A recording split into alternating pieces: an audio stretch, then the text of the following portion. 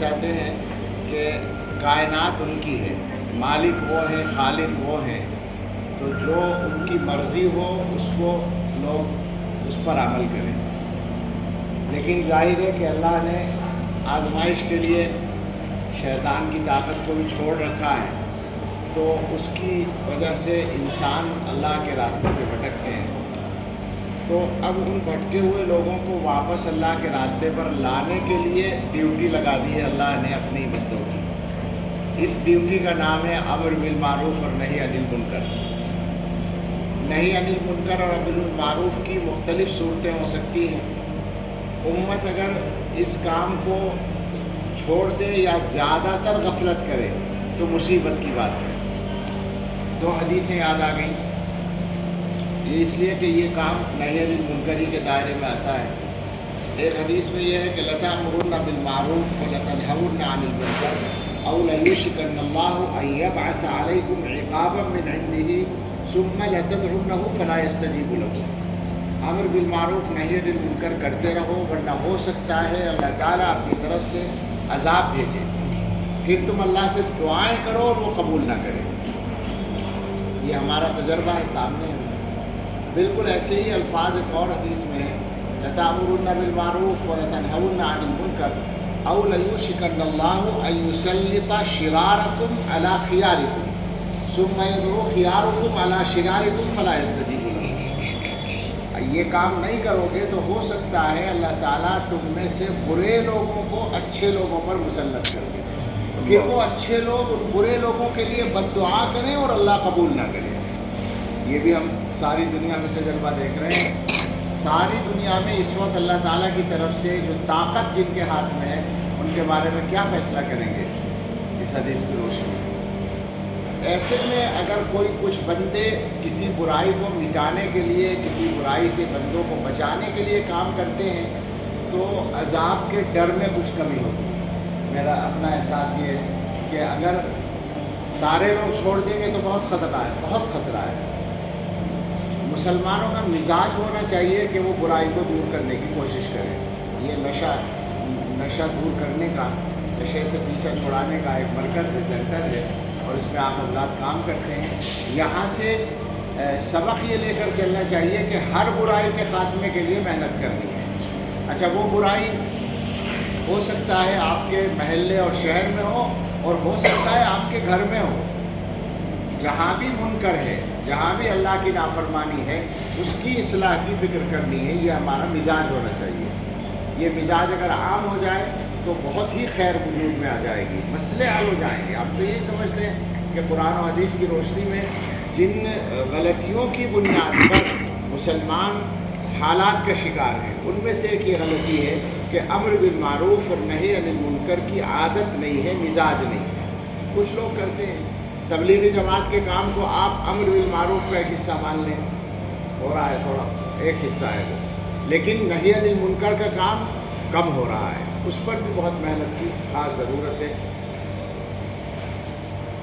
حضرت موسیٰ علیہ السلام کے زمانے میں جو بنی اسرائیل کو آزمایا گیا تھا، تو وہاں شکار سے منع کیا گیا سنیچر کے دن، اور اسی دن مچھلیاں زیادہ آتی تھیں، تو لوگ لالچ میں پڑ گئے، اللہ کی نافرمانی کرنے لگے۔ تو قرآن کے بیان سے پتہ چلتا ہے کہ دو طرح کے لوگ تھے، ایک گناہ کرنے والے، ایک نہ کرنے والے۔ پھر نہ کرنے والوں میں دو طرح کے لوگ تھے، ایک روکنے والے، ایک خاموش رہنے والے۔ وہ خاموش رہنے والے جو ہیں انہوں نے کہا ان سے، وَإِذْ قَالَتْ أُمَّةٌ مِّنْهُمْ، ان میں سے ایک گروہ نے کہا، لِمَ تَعِظُونَ قَوْمًا اللَّهُ مُهْلِكُهُمْ أَوْ مُعَذِّبُهُمْ عَذَابًا شَدِيدًا۔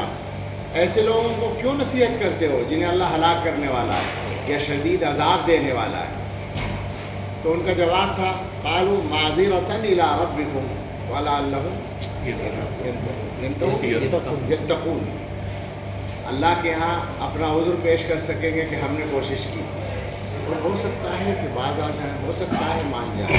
اس امید کے ساتھ کام کرنا ہے، اس نیت کے ساتھ کہ اللہ کے یہاں کچھ کہنے کا موقع ہمیں مل جائے، ورنہ سب مجرم ہو جاتے ہیں۔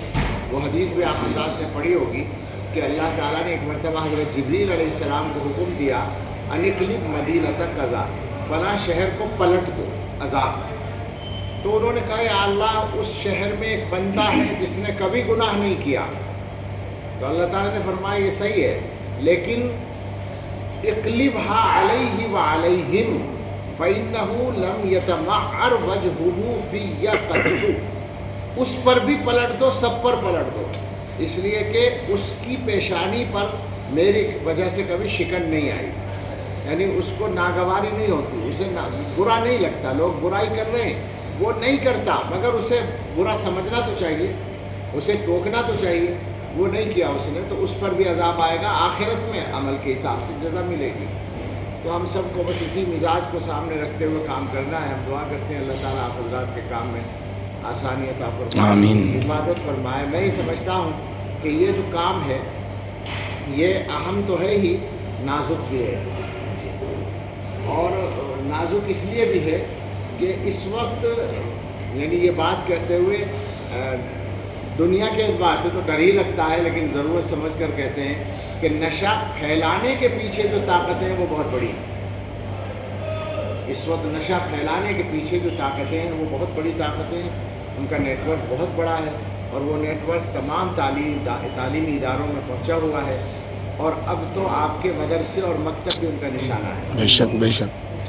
بنگلور ہی کے مکتب سے رپورٹ ملی تھی ہمیں کہ 6 سال کا بچہ پاؤچ لیے ہوئے تھا نشے کے، وہ خود بھی لے رہا تھا اور سپلائی بھی کر رہا تھا. تو ظالموں نے اتنے بچوں کو بھی استعمال کرنا شروع کر دیا ہے. اس لیے بہت سوچ سمجھ کے اور اپنا تحفظ کر کے کام کرنے کی ضرورت ہے. اللہ تعالیٰ آسانی فرمائے. اللہم صلی علی سیدنا محمد وآلہ واصحابہ وبارک وسلم. اے اللہ ہمارے گناہ معاف فرمائیے. اے اللہ ہم سب کے لیے، ہمارے گھر والوں اور متعلقین کے لیے گناہوں سے بچنا آسان فرمائیے. آمین. ہمیں اللہ معاشرے کی اصلاح کے لیے استعمال فرمائیے. اللہ یہاں جو کام ہو رہا ہے اس میں کامیابی عطا فرمائیے، آسانی عطا فرمائیے. اس کام کو نتیجہ خیز بنائیے، اور جن وسائل کی ضرورت ہو اللہ وہ آسانی سے عطا فرمائیے. اے اللہ ہم سب کو اپنے اچھے بندوں میں شامل فرمائیے. جو حضرات یہاں موجود ہیں سب کے دلوں کی اچھی تمنائیں پوری فرمائیے. اور اے اللہ ہم سب کو اپنے اچھے بندوں میں شامل ہونے کی توفیق عطا فرمائیے. اے اللہ ہم سب کی ضروریات میں ہماری مدد فرمائیے. ہمارے دینی اور دنیاوی کاموں میں، انفرادی اور اجتماعی کاموں میں ہماری مدد فرمائیے، اور ہم سب سے راضی ہو جائیے. ربنا تقبل منا انک انت السمیع العلیم وتب علینا انک انت التواب الرحیم. صلی اللہ علیہ سیدنا محمد وعلیہ وسلم.